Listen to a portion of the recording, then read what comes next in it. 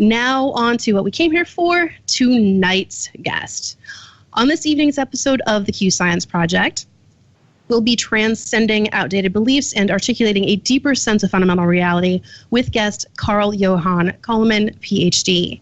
Dr. Calleman holds a PhD in physical biology, has served as an expert on cancer for the World Health Organization, and is a leading expert on the mysteries and messages of the Mayan calendar, having studied it closely since the late 1970s. Tonight, Dr. Calleman is with us to discuss his new book, The 9 Waves of Creation, Quantum Physics, Holographic Evolution, and the Destiny of Humanity, in which he speculates and presents a fascinating and well-founded quantum holographic cosmology of consciousness. According to Dr. Calleman, there are 9 waves of creation which emanate from a very real tree of life located at the center of our universe. The holographic resonance of each wave uniquely influencing the human mind and profoundly shaping revolutions in religion, technology, economy, and social consciousness. Dr. Calleman's exploration reveals how we each can become a quantum activist and manifest the destiny of humanity in this holographic world through aligning with the 9th wave and the fundamental unity consciousness. With that brief introduction, we are about to belly flop into the deep end with Dr. Calleman. So please do take a moment to saddle up and mosey on over to the KGRA live interactive chat room at kgraradio.com/chat room. While you're there, you can be in on the global conversation and even get your questions for Dr. Calleman live on the air by dropping them into the chat box in all caps. Without any further delay, I'm very excited to bring to you Dr. Calleman. Dr. Calleman, thank you so much for being here. Welcome to the Q Science Project. Oh, thank you so much. I'm really happy to be in your show. It will be very exciting. I am very excited indeed. Now, as is typical for me, I typically give a very brief intro to my guests because it is my belief that when it comes to discussing someone's credentials and experiences, the best person to convey those is the person themselves. So is there anything within that brief introduction that I gave our listeners that I may have missed out on, which you may think may benefit them to hear? I think in terms of my background, I mean, it's sort of 2 lines of inquiry that has been running in parallel. And one is my background in the hard sciences that you alluded to. And basically, I spent like 20 years in world-leading laboratories in studying in the fields of toxicology, chemistry, cancer research, and so forth. And but then there's the other line of research that took its real starting point when I went on a backpacking trip to Mexico and Guatemala in 1979, and which was, almost like a spiritual journey in the sense that it really made me aware of what really was my mission here in life. And it came to a point then about 13 years later that I decided to completely devote myself to studying the Mayan calendar and what that, I believed, what this meant to modern people. And I've been doing this ever since, but I still sort of stand on both of those legs. And so here I am now, and this is a time really trying to unify both of those aspects and not to look upon the Mayan calendar as something that would be simply mystical, magical, and outside of normal understanding of the world, but something that very easily is incorporated and made part of. I think it should be made part of anybody's understanding of the world that we're living in, because it really adds so much to sort of putting in the final pieces or at least the pieces that could make our understanding of the world whole rather than fragmented. And anyway, so that is really where I am at this point. And I hope that added something to what you already said. It actually added quite a bit. And I think it's a very important point that you do have a very solid background in the traditional sciences and come from that background to build upon it to explore these other, maybe less known and less understood aspects of human experience. Mm-hmm.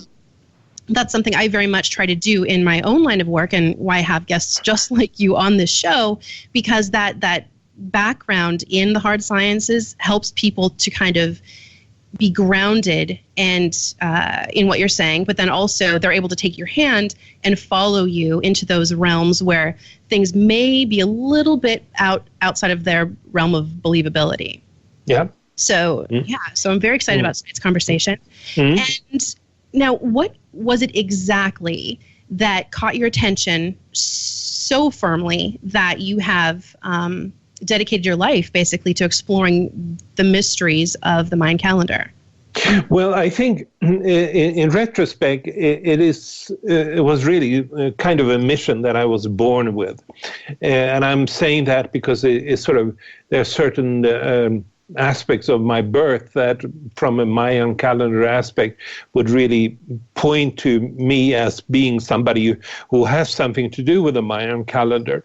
But then it took me, obviously, since I was born in Sweden and raised there and so forth, which is very far away from the tropical lands of the Maya, it took a long time until this particular thing was triggered. And that's really what happened.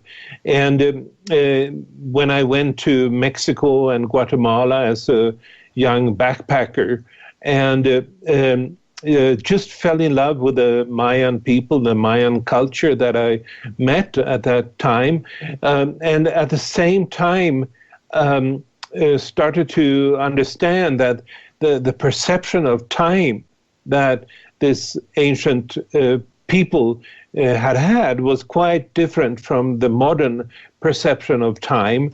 And also this told me that they knew something that we normally did not knew, that we really had not incorporated in the modern worldview, and the reason and a consequence of not having incorporated this knowledge is really that the worldview of modern people is very fragmented in general, and I was fascinated when I met this new way of looking at time, to learn that this was not just what we would say quantitative and measurable time, but something quite different. It was qualitative time, and it was a time where time was associated with different symbols, because it was more about the timing of things than measuring times. It was about the underlying spiritual qualities that amounted to synchronicities, as they called, or the amounted to things being occurring at the right moment in time, and that. Learning about this was a revelation to me, and it became a starting point for at least later to what this was all about and how we could have missed this and tried to come back to it. Now, was that realization, did that happen to you when you were actually there backpacking and you came face to face with that culture? Or is that what happened 13 years later when you actually engaged that field as a... No, it happened when I was there. You should then realize that in 1979, the Mayan calendar was not anything like a buzzword or something like that, and that it later became. It was really something that was quite hidden, quite unknown to people that it even existed. So But what happened to me 13 years later was that somehow some kind of an opening was created in my mind, having absorbed earlier many of the aspects of the Mayan calendar. And as that happened, a perception, an understanding of the Mayan calendar started to channel through me, you might say, and it was very clear that this was information that was unique to myself. It was authentic, and it's just, I think it's really what happens that at certain shift points in the Mayan calendar is that openings are created in these shift points to perceive reality in a new way. And some people then will, for whatever reason, be very sensitive to these shift points and these openings. And I was. Partly because I'd already been so much and sort of absorbed so much of the Mayan tradition and calendar that when I had been down there. But it was only at this point which is 1993 essentially, that something started to come through me that was truly authentic and not just sort of repeating what other people had said. These shifts, we're talking here about shifts that take place on the level of the global mind. And when these shifts take place, you usually see a big shift on a collective scale of people starting to think in new ways and be open to certain things. But certain aspects of these shifts are primarily channeled through certain individuals, I think, and I was happy to want to be one of those individuals. Now, do you are most of those individuals people in the limelight to one degree or another? I mean, would we be aware of those individuals, or is it something that happens just kind of quietly around, corners of the globe?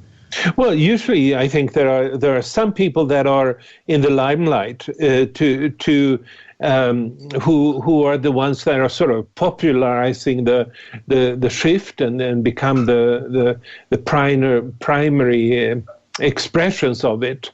But then there are also people outside of the limelight that may be doing less visible breakthroughs in terms of understanding, and it's both, I think. Yeah. And what was it that started coming through you? I mean, what knowledge was it that you were a portal to? What came through you?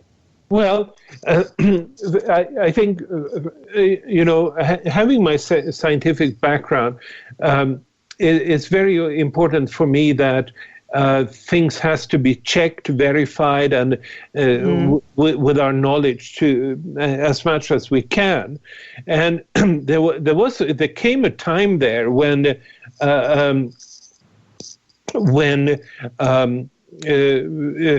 I had gathered enough of knowledge from what others had been studying and accumulating about the Mayan calendar, and but then to bring it all together, all these different facts and data that was available at that particular time, I have a hard time explaining it, but it just seemed like I was a person that was meant to do that.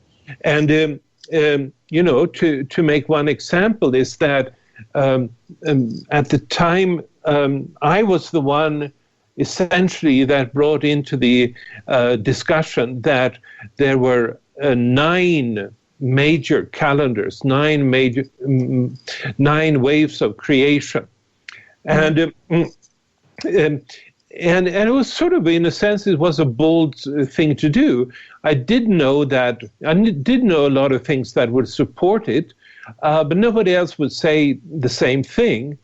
And but it was interesting then. It took another 10 years, or at least 10 years, until this a monument was formed in a place called Tortuguero in southern Mexico, in Chiapas, outside of the more famous site, Palenque. And it was actually the only inscription that has ever been found from ancient times that pointed to the big shift that was supposed to happen in 2011 or 2012, as most people were saying. And in that inscription, it specifically told that at that point of the shift point, 9 different entity, the 9-step deity, the 9-level divinity would appear. So it sort of came much, much later than I had originally started to talk about this, but then came a verification that this was all about the 9 waves. And this came from the ancient Maya, and this particular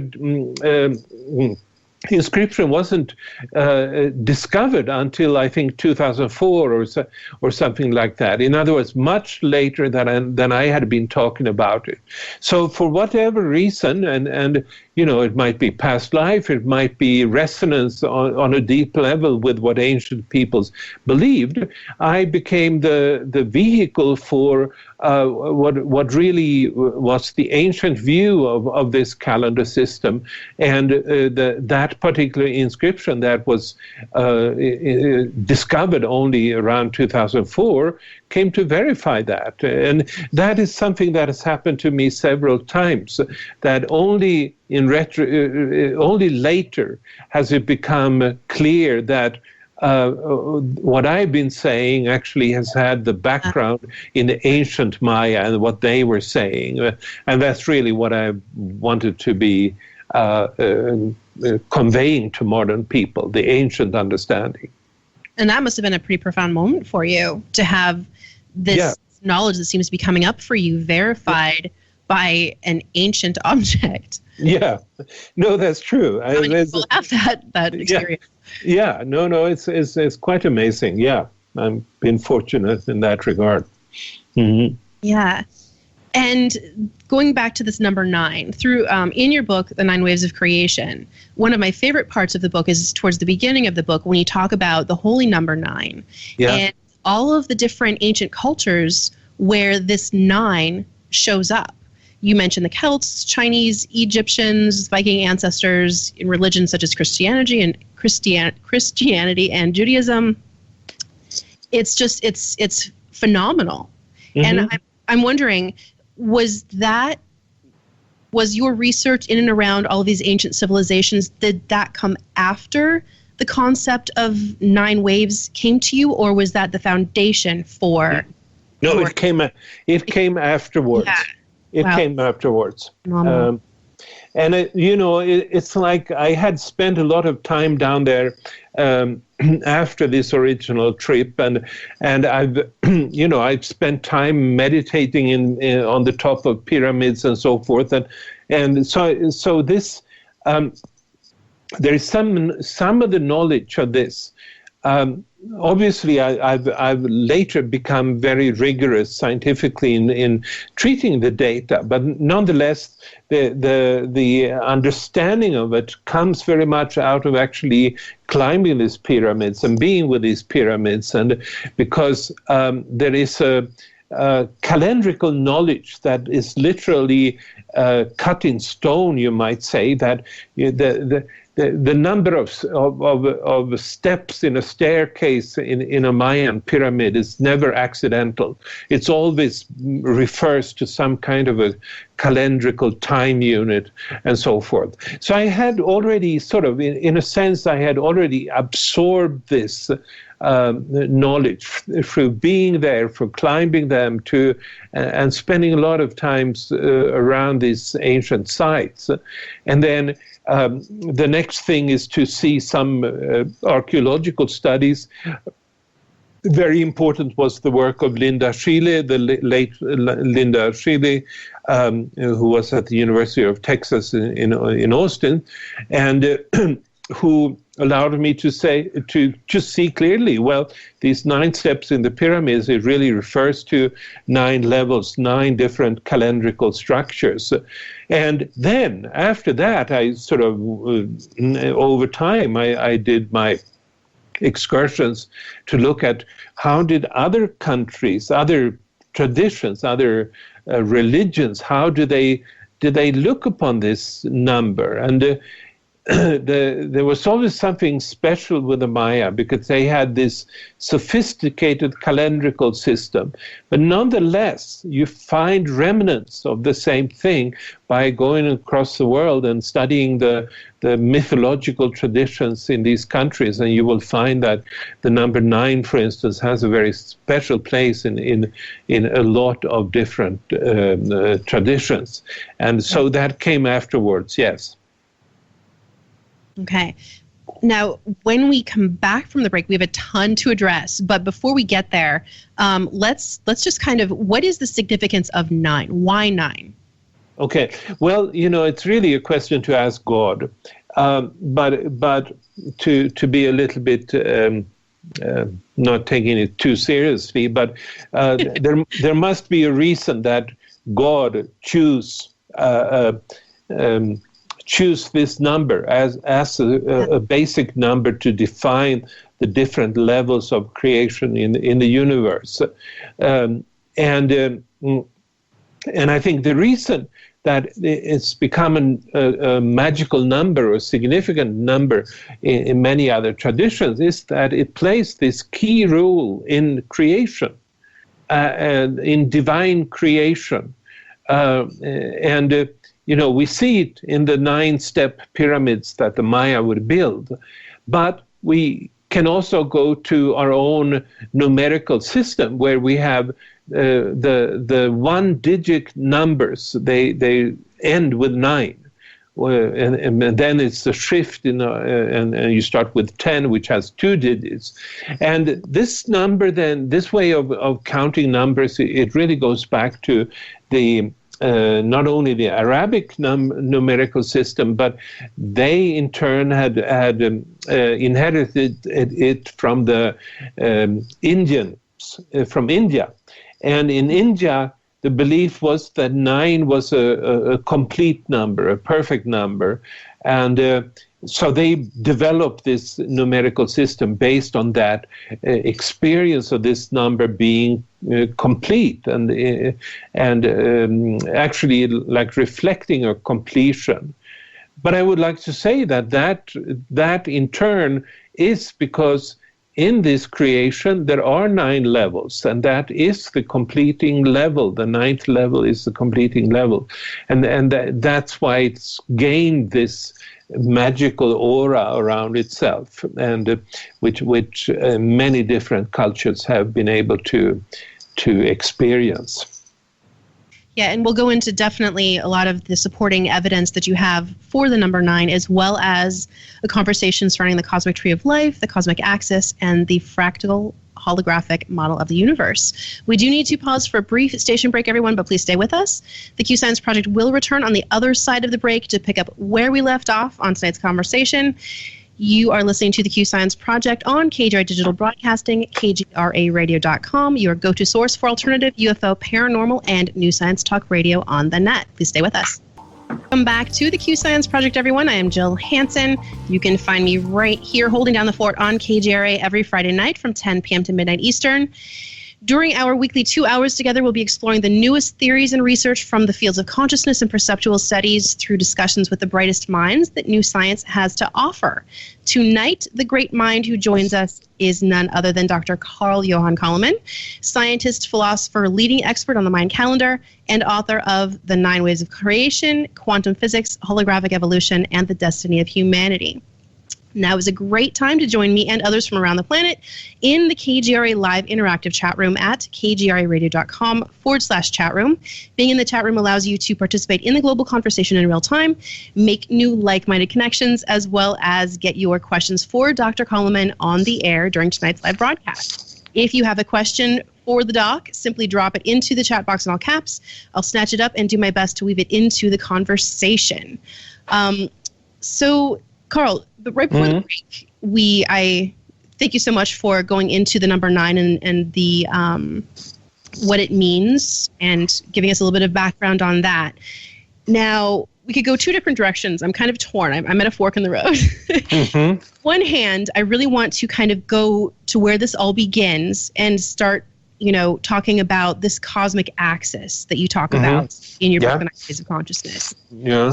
But then on the other hand, there's also going further into this number 9 and all of these different ways that ancient cultures kind of show us this information. But I think I just answered my own question. Why don't we go ahead and start where it all begins with this cosmic tree of life? And build from there. Yeah.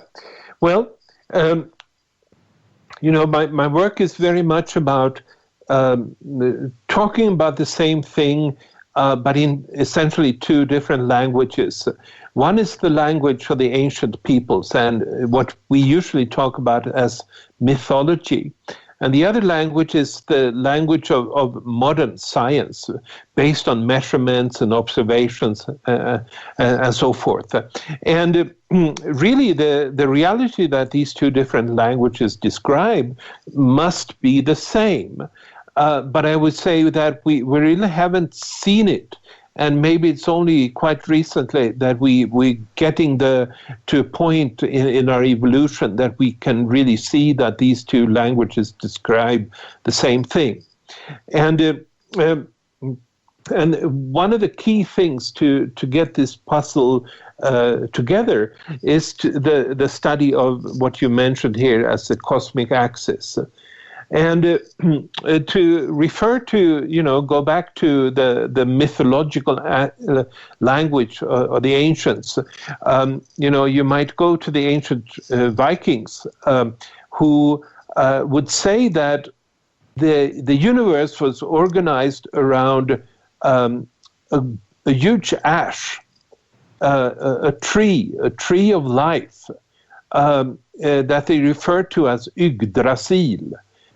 And that from this tree was spawned 9 different worlds. And so there is a connection here. The number 9 comes back, and we would find it in several other traditions as well. But in this case, it's also linked to the cosmic tree, or the tree, the world tree was probably what they would have called it. And this apparently was, a fairly typical ancient way of looking at the origin of the world, that it's been created by a huge tree of life, as they called it, that had these 9 different expressions. Up until, you might say, 10 years ago, you would simply not be able to, with any kind of clarity, point to what was it that they saw. This tree of life, it's inarguably a myth that all the people of the world would recognize this in some kind of capacity, and very often as the creator of the world even. You would find it from the Maya to the Maori, from the Bushmen to the Vikings, or whatever. And it, so where was it? If all these people, it would be very strange if all these people had just made up a myth on their own, each one by themselves, saying that there was a tree of life, if there was no actual reality behind it. But what's happened, and sort of brings in the modern scientific knowledge in the past 10 years, is that a new view has come as to what is the birth of the universe. What usually is referred to as the Big Bang. But the view of this Big Bang has changed so much over these 10 years that it really allows us to make connections to the ancient views of the ancient peoples. And I should say, it's not exactly new information anymore. It still goes back, it's only 10 years. Or maybe a little bit more, maybe 15 years now that this information has been out there. But it still hasn't begun to shape the perception that people in general have of the origin of the universe. And I'll talk about it shortly, but I just want to point out how important it is for our perception of ourselves, our role in the world, our destiny in the world, what we look upon as being the birth of the universe, where, why does this exist, or at least how does it exist? So anyway, to describe a little bit what is now an emerging new paradigm when it comes to the birth of the universe. And really, it has to do with a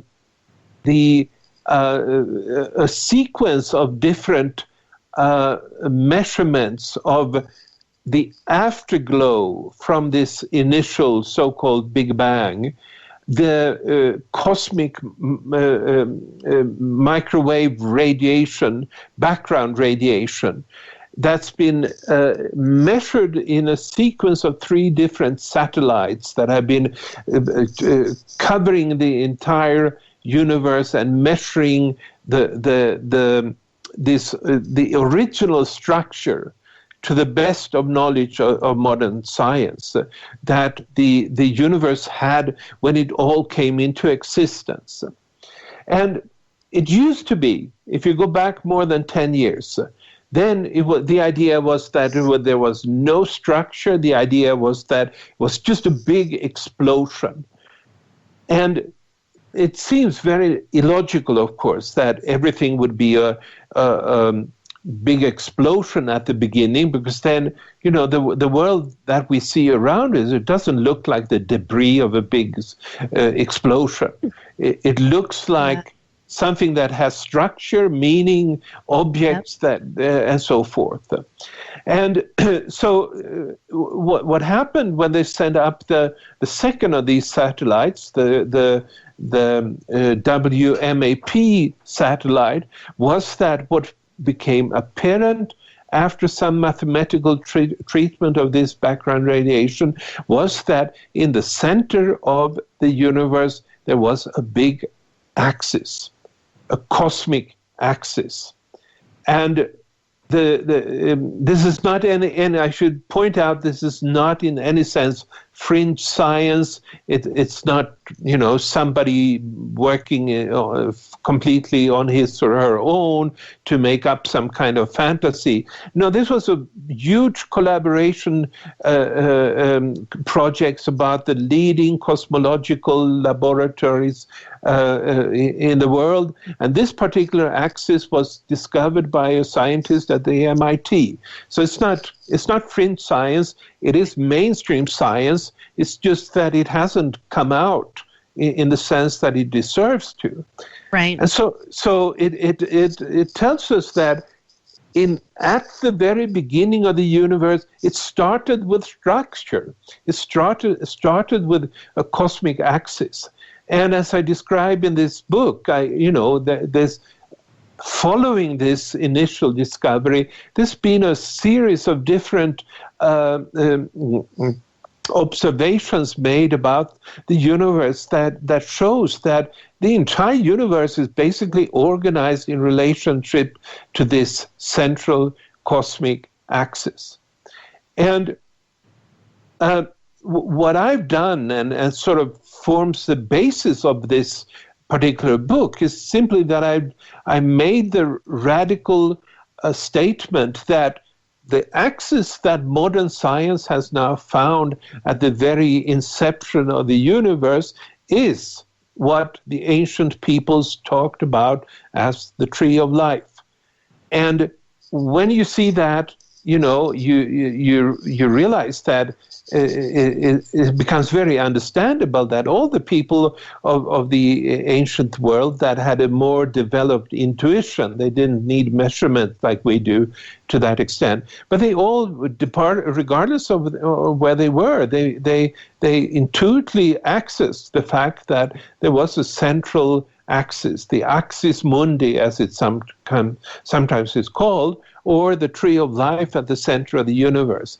And we're now catching up to that, and that means that it's really quite mind-blowing that at least from the perspective of the previous way of looking at the universe, that the universe has had a structure from the very beginning. And from that, we can start to deduce that pretty much everything that has happened since is really a consequence of that structure being projected out into the universe at large, creating geometrically logical structures or including living organisms, etc., etc. And this, to me at least, makes a whole lot of difference to know that it wasn't just a random explosion that started the evolution of the universe. It was a structure, a big axis from which a lot of other things have followed. And you mentioned, all of these different cultures, and you used the term intuited, but in the book, you describe it more as a download, as these different cultures downloading information in a sense, and then filtering it through their own cultural lenses. Yeah. And that's why you have the 9 worlds of the Vikings, and you have, which it's fascinating, and it's very profound, very profound. Yeah. There's always a sort of a cultural variation in understanding the cosmos, but if you start extracting, there are some key elements that will be shared by pretty much all of them. It's the tree of life, it is the serpent, and it is the 9 levels, or the 9 worlds, the 9 universes, or whatever it was called. Right. And so this cosmic axis, this is the origination point of the 9 waves. Yeah. So how does all of that work? Well, I should mention there are gaps in this theory, so to speak, but on the other hand, there's a lot of empirical evidence to support how these waves are broadcast through the universe from this cosmic axis. And again,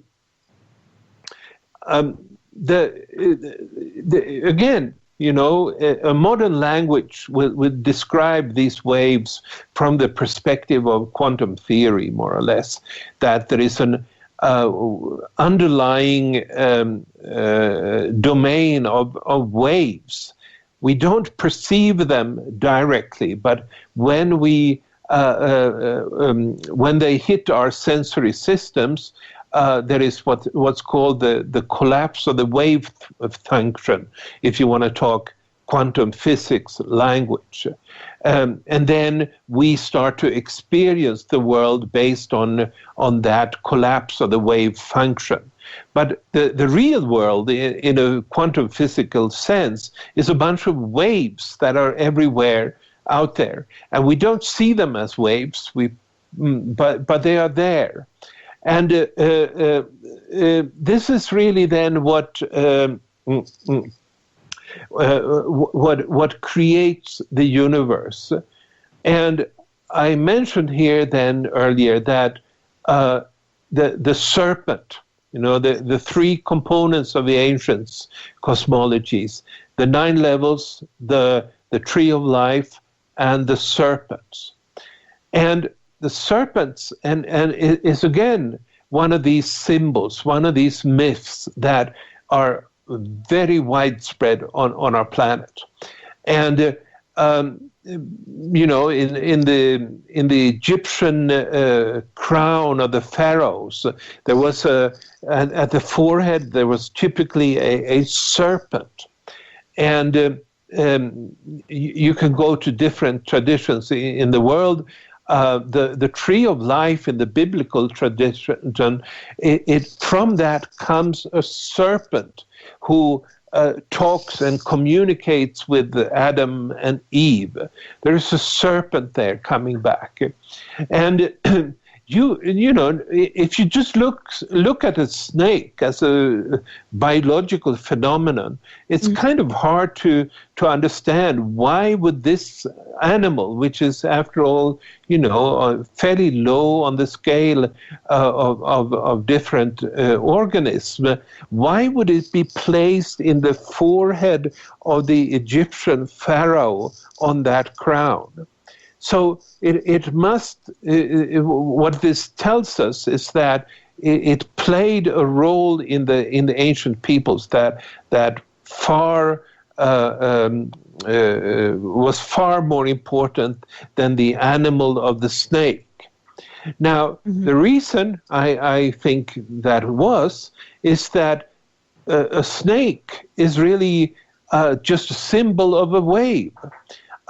In the quantum field, and they experienced life as being subject to sign-like waves, wave-like movements, which we also do today sometimes. We're aware of the pendulum swinging in history at certain points in time. So we can see how there are fashions that come into existence and go away, and they come back. It's that kind of wave movement that we experience when we look out at history or our own particular time, and we can see that the things go up and down, very much like the movement of a serpent or a snake.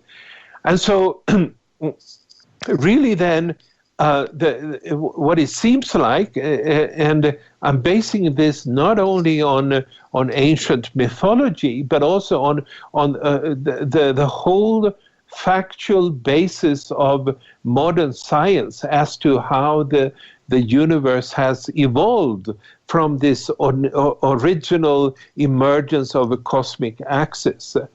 And the conclusion is that this cosmic axis is broadcasting waves.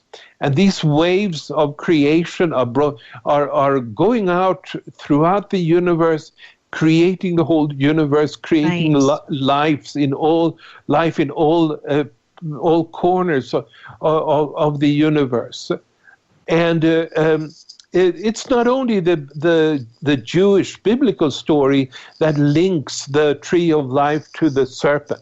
You have exactly the same thing in the Mayan Popol Vuh, which is called the Mayan Bible, where you have the serpent in the tree of life, in one of those mythological stories that is presented there. So there is a link here, and if we accept that the serpent is really a symbol of the wave, it starts to make sense that these waves emanate from the cosmic axis, and from that point of creation, that when the cosmic axis first emerges, we begin from that point. The evolution of the universe will simply unfold because of the effects that these different waves have. Right. And it was also very interesting how you, in the book, describe the material world and even humanity specifically as being created by interference patterns. Yeah. Which is actually, that idea is popping up all over the place. Yeah. Within the new sciences. It's pretty phenomenal. Yeah. I would think it does. Yeah, every new creation is essentially a product of an interference pattern of several different, or at least two of these different waves, and these waves are activated sequentially. So originally there was just one wave that affected the universe and our own planet. But then on top of that comes another one that's activated, and then the two of them start to create interference patterns, and then a third one comes in, and the fourth, and et cetera, and they all create interference patterns, and it's from this then that the diversity and complexity of the universe is created. If there wasn't these interference patterns, the universe wouldn't have that kind of diversity and multifacetedness that it does. Right. And so after the break, we'll definitely go a little bit more in detail about the 9 waves and which each one of them means. But just one question before we go to the break. So currently we are in the 9th wave. We have been in the 9th wave since 2011. Yes. And I'm just a quick question for you. Now, the 9th wave is a reflection of consciousness and evolution towards unity consciousnness. Yes. And it reflects humanity's search for that unity consciousness. Now, obviously, us as there's an underlying collective consciousness, but then on the individual level, each individual reflects their own unique personal level of consciousness. Now, in an individual's personal level of consciousness, does that reflect, does that come from, do they maybe take in, or I don't even know how to describe it, but is it more reflective of the different waves that maybe are more strong within them? If that. Yeah, well. And that's probably not a great question right before the break. That's okay.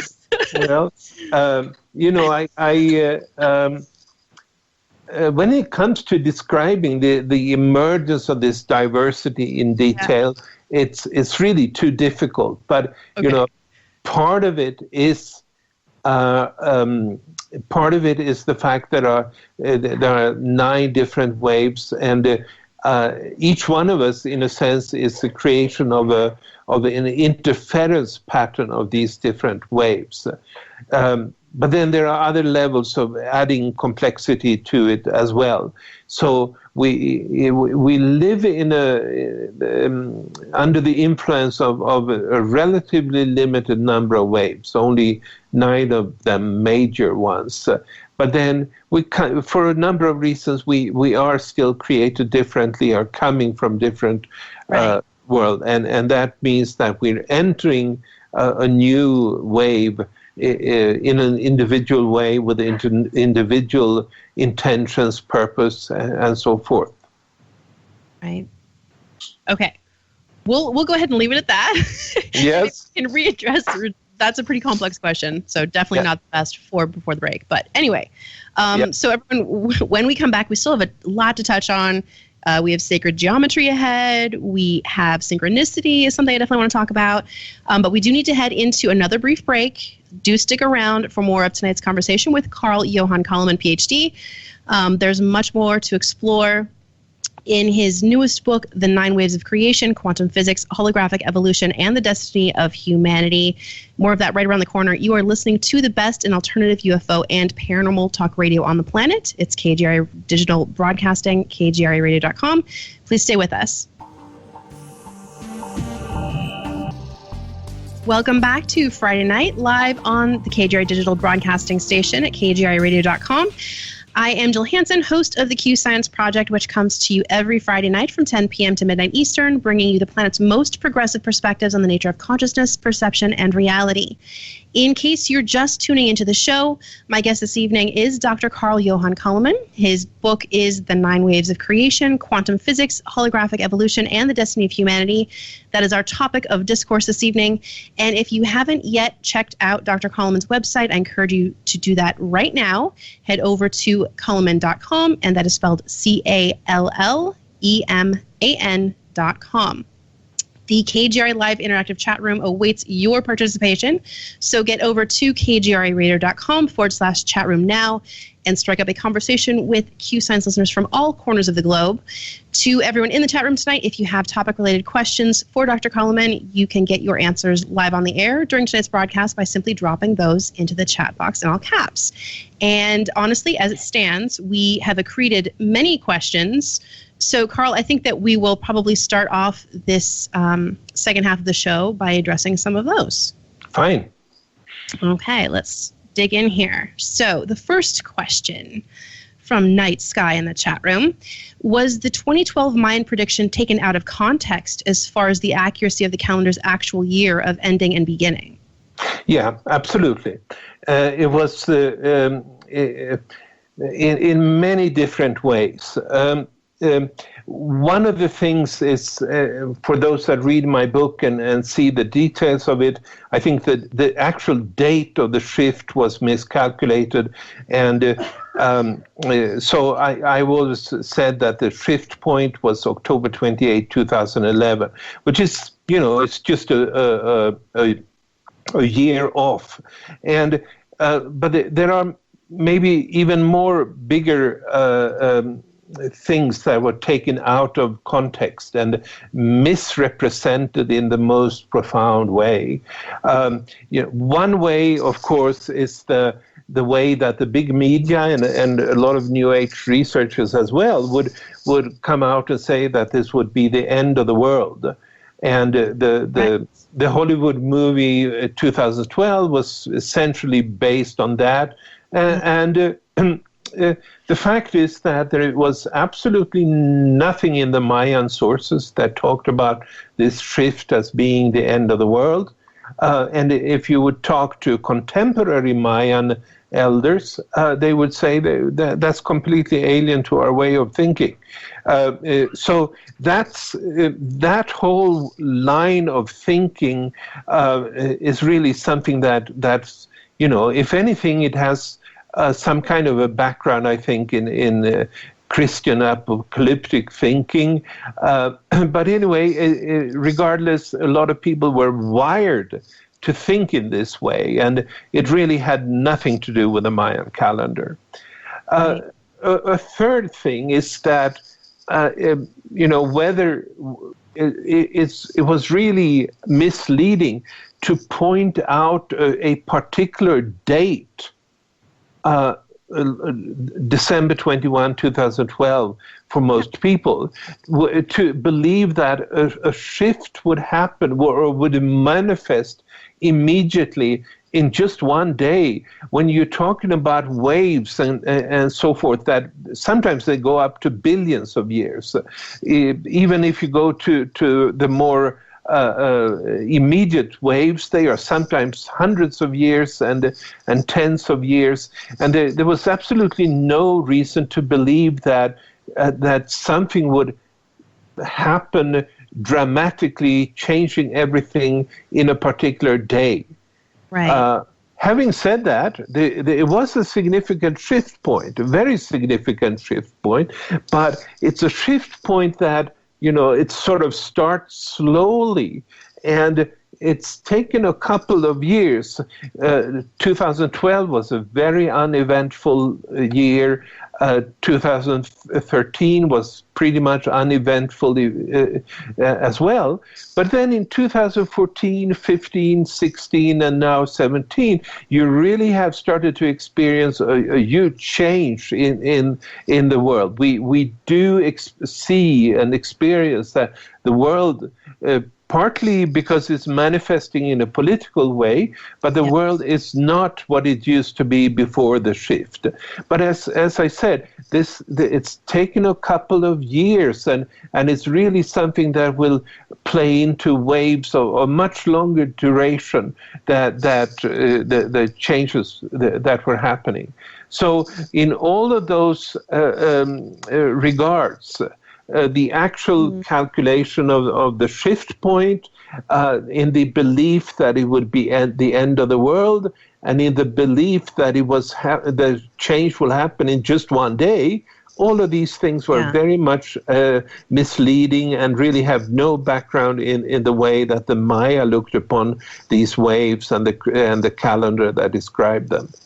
Yeah. Where do you think that viewpoint came from? Where did that originate, Carl? Well, I think it's a lot of sensationalism. The big media are they're benefiting or they're profiting from sensationalism. But in this case, it wasn't just the big media. It was a lot of sort of self-made researchers as well that wanted to have something juicy and or something that sounded juicy and was for that reason they were more or less making up. Maybe I'm a little bit too hard then by saying that they made it up, but at least they did not want to look the whole picture of the heritage that the Maya have left behind. Right. So I imagine that 2011 was a pretty big year for you. Busy year. It was a busy year. To fires. Oh, yes. Yeah. Wow. Okay. So another question. This one is from Lorraine in the chat room. How does seeing these patterns help the average person navigate the universe in our lifetime?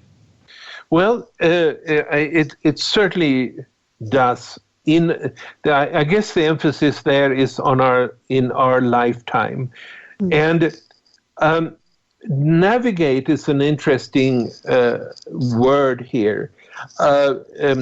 It's really should come to us the end of this whole discussion, but it's a crucial question, and so I'll address it now. But there are 9 waves of creation that have been sequentially activated, and the 9th of these waves is the one that was activated in 2011, and which allows human beings to download a mind of unity. In other words, the way it works is that the different frames of mind that people have had throughout history has come out of downloading holograms that are created through resonance with these different waves. And these different holograms are not the same.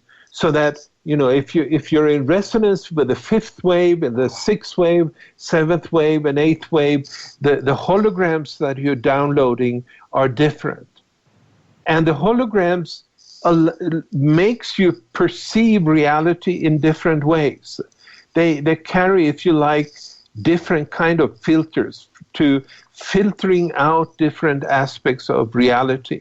And as you filter out different aspects of reality, you start to perceive reality in different ways. You perceive reality in accordance with the filters that you have downloaded. And in a second step, once you perceive reality in a special way, you will also start to create a external reality that is consistent with the hologram that you're looking through, the hologram that you have downloaded. So history then, or the evolution of the universe is determined by a climb through 9 different levels, each one created by resonating with one of these different waves.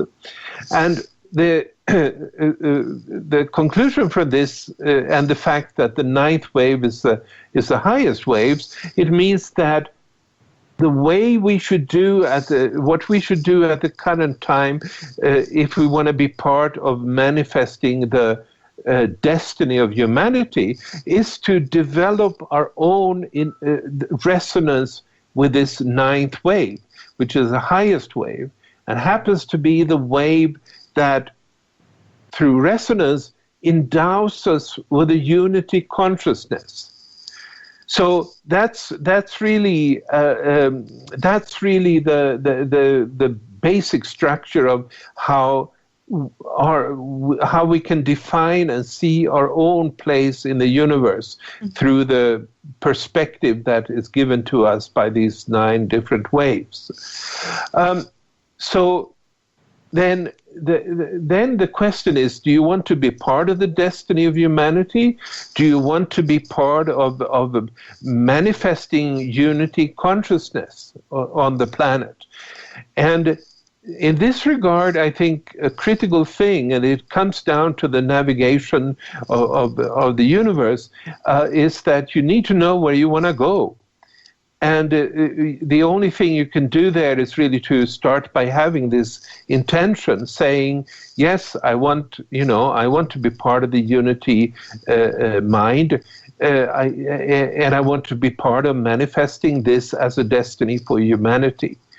So that's once you've done that, then the next tool would be to start looking at the ninth wave and how it actually plays out day by day. And the 9 waves that the universe is created by, they have different frequencies.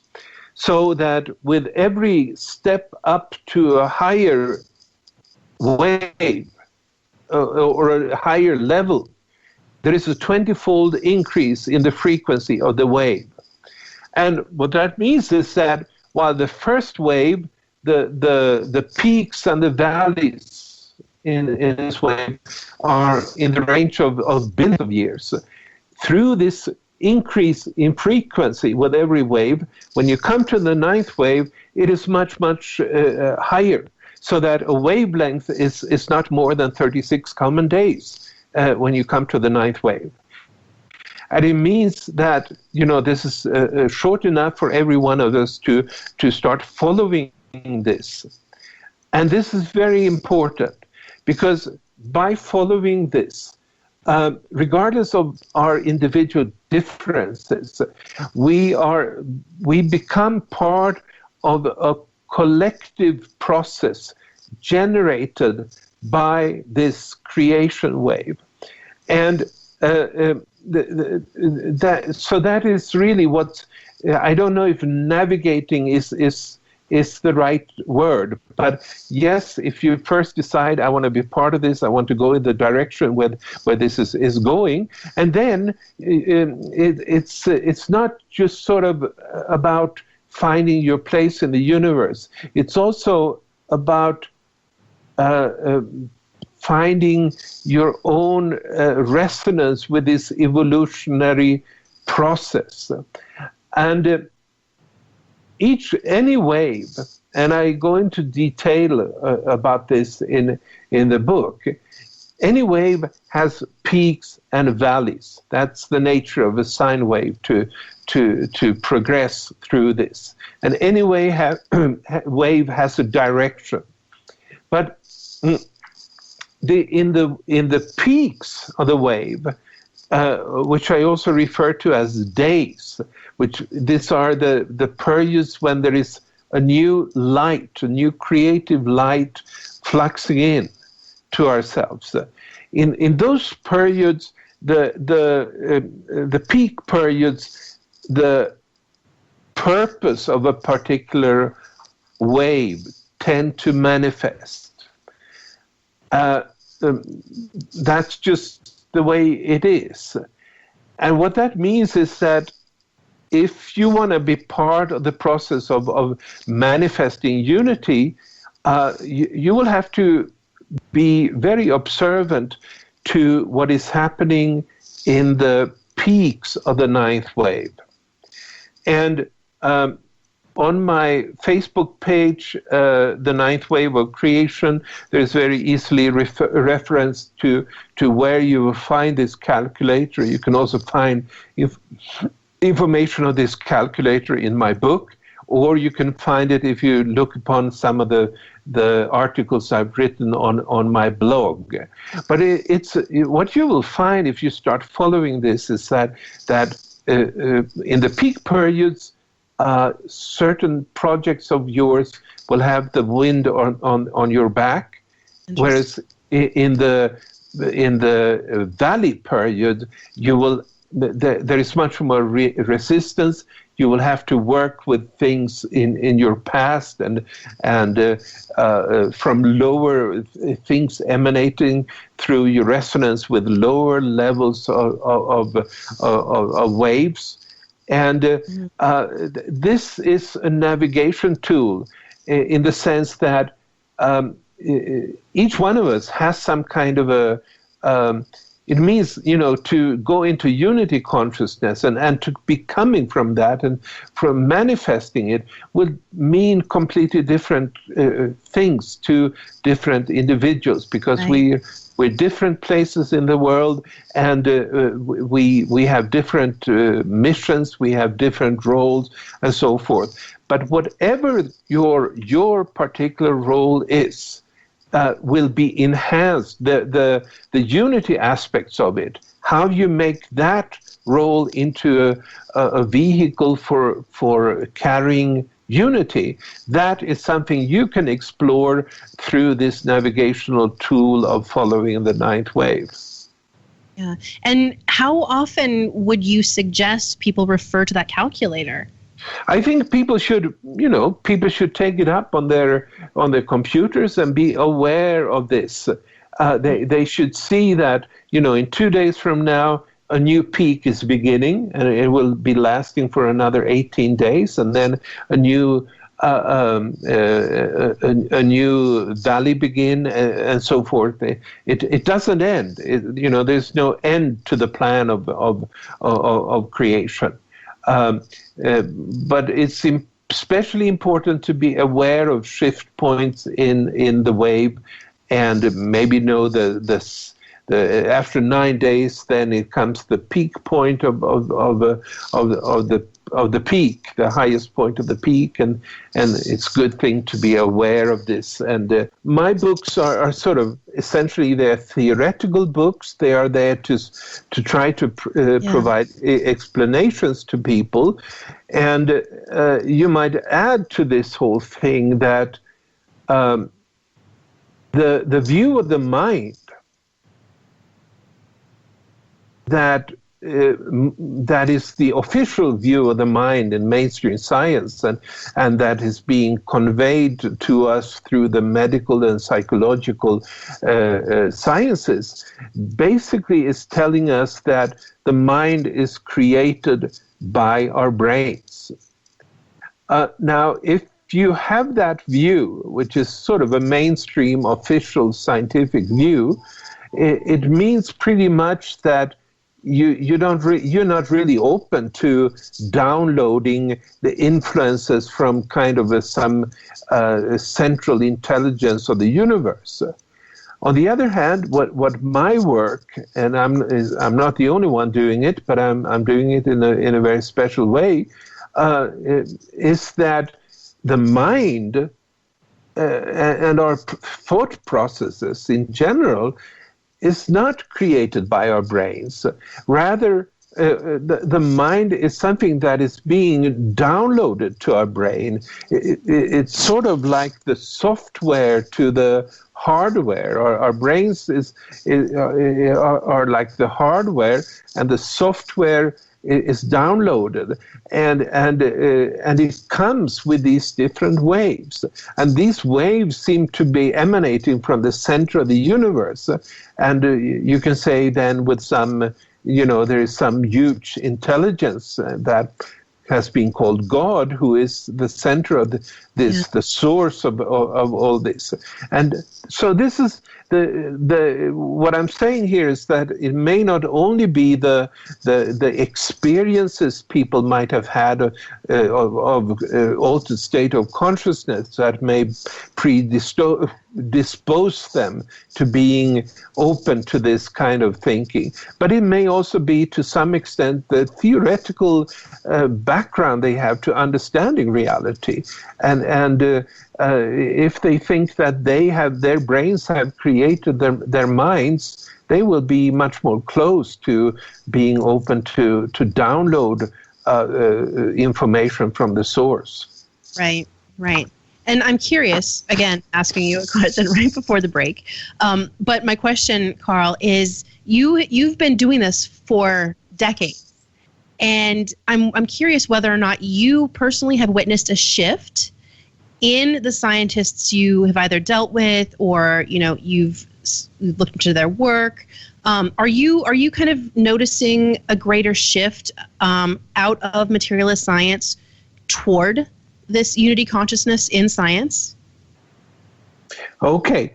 Well, it's always, I can look at certain things that have happened in science with in these past couple of years that, after the opening of this ninth wave and what the ninth wave in unity consciousness does to people is that it allows them into different degrees to realize that everything is connected. Everything is connected. And it's rather that the previous filters have prevented us from seeing that everything is connected. And we talked a little bit about science and the scientific view of the origin of the universe, and there we're starting to see I would say that it's the new perception of unity consciousness that allows us to see that there is a connection between the ancient views of the tree of life and the modern measurements of the cosmic axis. And this is, over time we will see much, much more of this coming into science. And it used to be, that what the mind with a filter used to do at the lower levels is that it would compartmentalize reality, and meaning that everything would be separated, studied by itself, separated from everything else. So the tree of life would be mythology of ancient cultures, and the cosmic axis would be physical cosmology. And these boundaries is simply breaking down as a result of this, the emerging ninth wave consciousness that is now coming.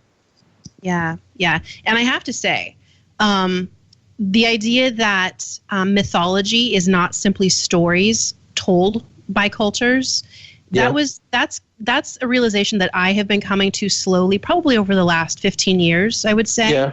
And maybe a year ago, I can't remember what brought it on, but I had the epiphany that, wait a second, that's not what this is at all. Like this calling mythology, this is real world explanation or interpretation of something that's truly existing beyond our perceptions. And your work, Carl, was the first mirror that I saw of that perspective out in the world. So your work are very profound for me personally on that level. So good. Thank you. Yes. Anyway, so we do have to cut to a break. This is going to be the last break of the evening, everyone, but do stay with us. Welcome back to the fourth and final segment of this Friday's episode of the Q Science Project on KGRI Digital Broadcasting. We're on the last leg of tonight's journey with scientist, philosopher, Mayan calendar expert, and author Carl Johan Calleman, PhD. With that comes last call for questions from the KGRI Live Interactive Chat Room at kgriradio.com/chat room. So if you're going to do it, if you have a question just waiting to be asked, it is now or never. So So let's do it. Let's do it. No more chance. That's right. That they're losing out. Luckily, we do have quite a few people in the chat room who have taken advantage of the fact that they can ask questions, and we have some still piling up. And we'll definitely address, there's one question in particular that I thought was very interesting, Carl. Let me see if I can find it here. This comes from UA, who is one of our tribe, hangs out in the chat room. Mm-hmm. The question is, if there are 9 based cosmological references, then why are there not 9 chakras? Are 2 missing or unknown? Yeah, that's to begin with. I don't personally have any ability to see chakras, and traditionally it's been they've been referred to as 7 chakras, and that's the classical Indian system of it. But there have been persons that have other systems. I've heard both 9 and 13 different chakras, and when they suggest 13 different chakras, there is even one chakra that is sort of outside of the body, on top, above yourself, and I remember a number of years ago, maybe 20 years ago, that there was talk about some people were experiencing the emergence of a new 8th chakra in their system. And these are things I'm not really very sensitive to myself. Yeah. And I can only listen to what other people have said. But I should say that the classical Indian view is not the only view, and that there has been other views proposed regarding this. Right, and that's an excellent question, and it would make sense. It would make sense that we would somehow have the same number of, I don't know what you would. Yeah. It may very well be. Yeah. To say we are still, cavemen. We know everything. Yeah. Now, I do want to talk to you about synchronicities because you bring them up, and synchronicities happen for me all the time, and there are many people within my circles who experience synchronicities daily or weekly or monthly, regularly. What does this cosmology that you're presenting to us, how do synchronicities fall into this cosmology? Is there an explanation for them? Yeah, I would say so. Synchronicities then, Carl Jung was the one that coined that term, and it referred to events that seemed that was, you might say, statistically impossible, and yet happened. And it's something that had often some profound meaning to the individual who experienced them. And in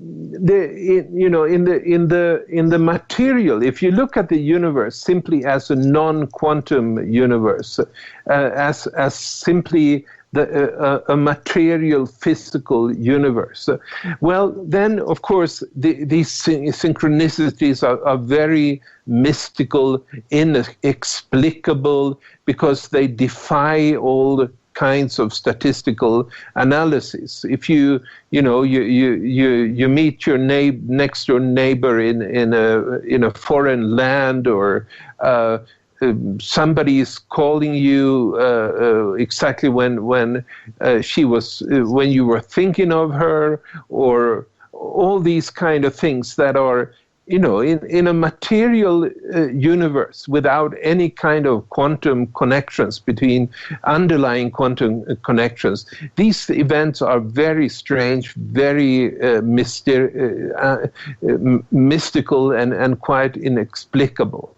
But on the other hand, if you look upon the world as being, the evolution of the world as being driven by underlying waves, that different individuals are in resonance with, then it starts to make sense that, especially if it's some kind of a phase shift in the waves, that people become, through the resonance with the shifting phase of the wave, that they start to interact in a way that can only find its explanation on the underlying invisible quantum level. But nonetheless, and then there's no mystery at all. It's exactly what you would expect, because take for instance take for instance in 2011, in March 2011, when the ninth wave was activated, and one of the things what happened was that suddenly, a lot of people in the Arab world started to participate in the Arab Spring, and it seemed to happen just independently, popping up everywhere, and they were protesting against their dictators in different countries and so forth. And in a sense, this is a synchronicity. It just from a materials perspective, is very hard to understand. Why did they suddenly take this stance independently of each other at that particular point in time? But on the other hand, if you realize that they were all under the influence of waves in the quantum field, in invisible ones, but they reshaped the minds of people, that they started to their oneness that they started to download started to help them see that they were actually dominated by dictators and so forth, and so there are what this worldview tells us is that there are underlying waves, very much directed, very much with specific purposes, but nonetheless underlying and invisible to our normal senses. And these are guiding us in such a way that we tend to go on parallel paths as we change our minds. Our minds are changed, and that's really what creates all kinds of synchronicities of the most diverse form. Fascinating. Yeah, that's definitely one of those things, and attaching meaning to those things when they come up. It's not always clear. I mean, it's definitely remarkable when they happen, but it's not always clear what, if any, meaning one is to, attach to those synchronicities. Mm-hmm. So, yeah. Wild stuff. No. Yeah. Now, we don't have a whole lot of time left in the broadcast, and I do want to spend probably the remainder of the show speaking with you about the current situation, because I think it's, we are living in a very remarkable time. Mm-hmm. There's a lot going on right now. Mm-hmm. And I think it would be helpful to kind of situate what's going on in a context of the ninth wave and transitioning and evolving into and through the ninth wave. Mm-hmm. This current political and social atmosphere of polarization that we're experiencing, because it's remarkable. I mean, I haven't been following politics my entire life, but I know almost everyone that I know who has are just blown away by how, deep, far and wide the events of today are. So from your perspective, Carl, kind of, again, situating the current atmosphere within a context of the ninth wave, how would we go about explaining all of this? Well, you can, the first thing is you can't explain it only from the ninth wave, and it's important to know that at the current time there are several. All the nine waves are running in parallel, and some people are in resonance with the sixth wave, which is basically then the wave that creates a dualist mind, favoring the left brain half. And this dualist mind, by its nature, is tend to create separations in humans' societies, and there are then at least three. Then there's the seventh wave, and the eighth wave, and the ninth wave, and we're all in different degrees in resonance with these different waves. But at the same time, I should say, the changes that are happening are not affecting everybody similarly. Right. And it is because there are different frequencies in operation, and it is like, we all choose what channel do we want to tune into to the radio and or the television. And it's somewhat the same thing here. And then it means that in turn that we will experience this situation differently depending on what frequency we tune into, what wave we tune into. And these different waves, they carry minds to us that have different kinds of polarities. And depending on that, we will see the world differently and react to the world differently as well. And especially the sixth wave, which is really the one that has created civilization on our planet, and it's been in the peaks. It's created new civilizations in the valleys. It's created what you might say dark ages. And this particular sixth wave, it turned into a valley, and in 2011. And it will remain in this valley essentially for 400 years. And what this tells us is one thing is that, the kind of civilization that has been built through the past 400 years, the peak of 400 years going back to AD 1618, that particular civilization is now likely to go out. And that was the civilization, that mind frame, the sixth wave of that particular peak is really also the origin of the nation state, of organizing life primarily through the kind of the particular nations that people were born into. And so that became the frame of mind for about 400 years. And it has now shifted into a night. And what that means is that this is really shocking in a sense. If you go, it is creating a shock. Because the shift in this civilizational wave from a peak to a valley, it means that people that are very much tuned into this particular frequency, their mind actually undergoes a change from day to night. And what is happening today, I would say, is not exactly what we see on the surface. On the surface, we might see that there's been a tremendous revival of nationalism.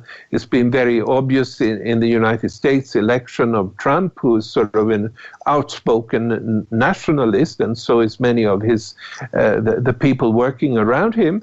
And you can see it in the UK in the Brexit, which was an expression of nationalism and so forth.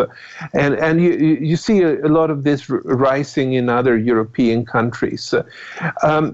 And yet, I think this is sort of it's a reaction to what is actually happening. It's not what is actually happening.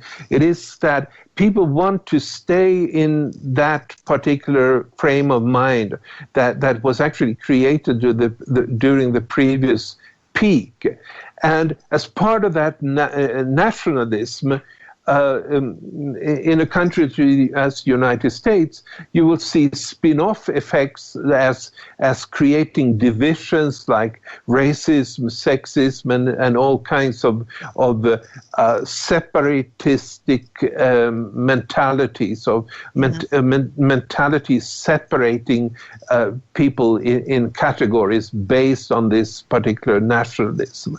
But on a little bit of a longer term, what is actually happening is that this nationalism is on its way out. That is something that has to be looked upon in the context and perspective of the added higher waves that are now increasingly influencing people who are in resonance with. And the reason I talked so much about the ninth wave is that it tends to transcend these different conflicts, divisiveness, and so forth that are remains from this sixth wave. And the further time that passes, the more people that are developing and letting their lives be guided by this particular intention of manifesting a world in unity, then it will turn out that this current nationalism and divisiveness that we see expressed in the political arena will actually yield. And I'm convinced this will happen. It doesn't look like that. People, if you talk about mainstream political commentators, they talk about the rise of populism all over the world and so forth. But it's not. Yes, it is happening to some extent, especially in the Western powers in the UK and the US. But it's not a lasting phenomenon.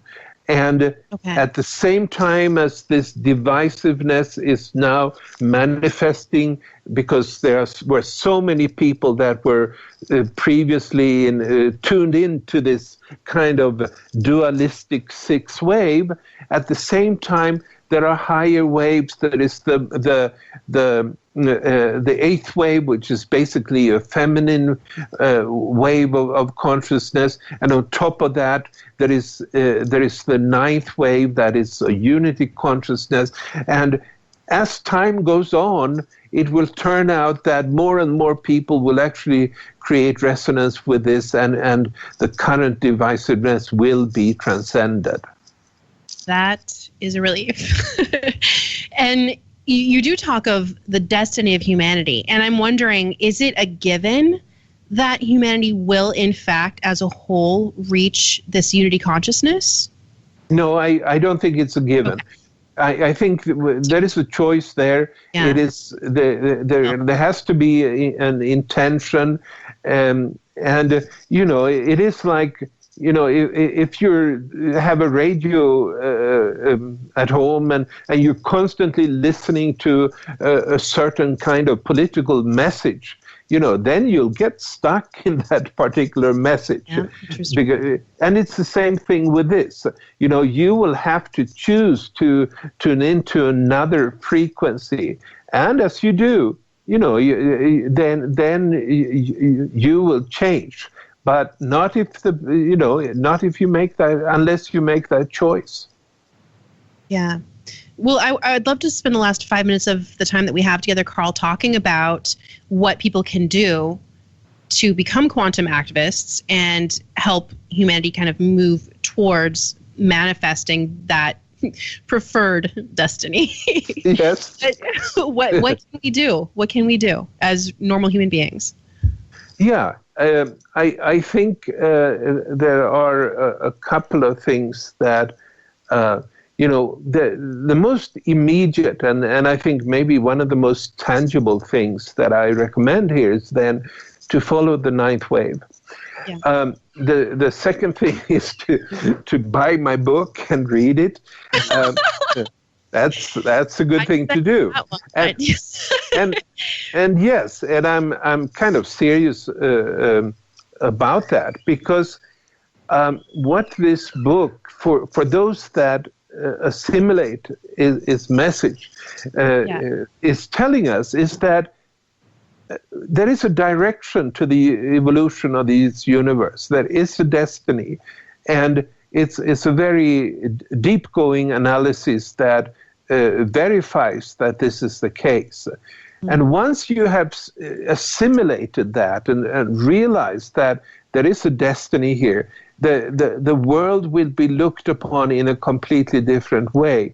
And you will look upon the kind of changes you have in relation to this world in a different way, compared to if you just think that whatever happens is just a random thing that has no background in the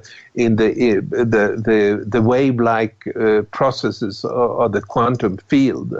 So anyway, so that's my second thing. The third thing is that practice spiritual practices that allows you, if nothing else, temporary contact with a state of unity consciousness. And it may imply practices that helps Kundalini energy rise in you, that kind of spiritual openness. It could be shamanic processes as well. But anyway, to practice these kind of things in such a way that you become aware that there is such a possibility of an altered state of consciousness, meaning that you will not always be stuck in some kind of duality, in some kind of mental cage that you would be otherwise. Yeah. And once you have that, it will allow for a greater resonance with the cosmic plan in general. And once you have that contact with the cosmic plan in general, and the different waves that are pulling in different directions and so forth, then you will gain more of a guidance as to what you individually speaking may do. And that could be political actions, I would say. It doesn't have to be political actions. It's something that may manifest itself in many particular ways. But anyway, it becomes sort of a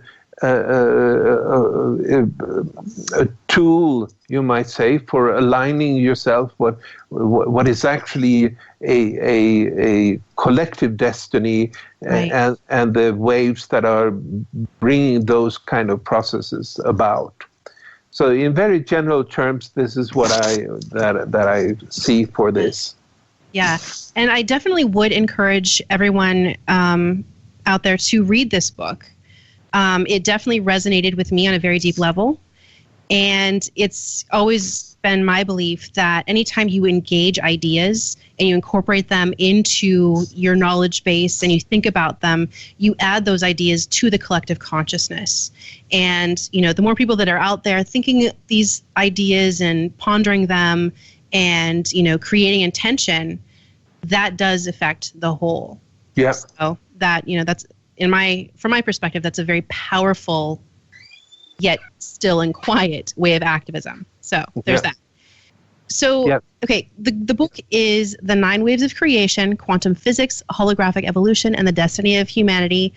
Carl, thank you so much for being here tonight. It was a brilliant conversation. I've thoroughly enjoyed myself. It's been wonderful. Thank you so much, Jill. Thank you. Out of the chat room. It's been fantastic. And I just want to make sure, again, reinforce everyone, check out Carl's website. It's at Calleman.com. It's CALLEMAN.com.